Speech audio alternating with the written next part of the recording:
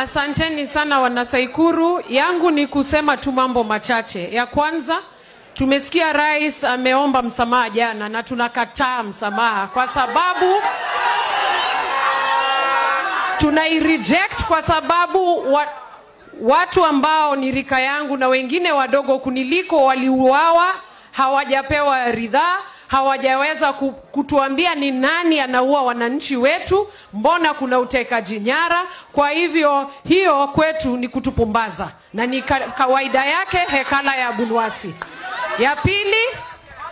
Ya pili ni kukuambia ya kwamba juzi tumesikia kama wakili, tumesikia wanasema wanataka kuhamisha seal kutoka kwa ofisi ya Attorney General. Nataka Wakenya wajue that is a unit of national unity. That's a symbol of national unity.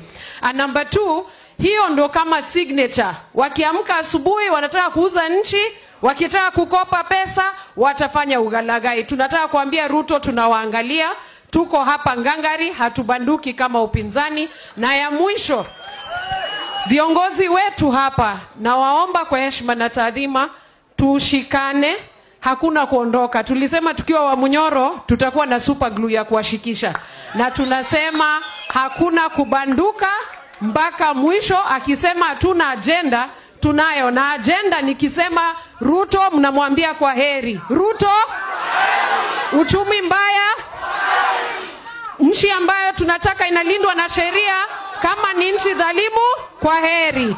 Tunataka masomo mazuri, kama Ruto hatupi, kwa heri. Na kwa sababu umeshindwa kufanya kazi, tunakuomba Bwana Rais, funga virago, PO Box Sugoi. Asanteni. Well done.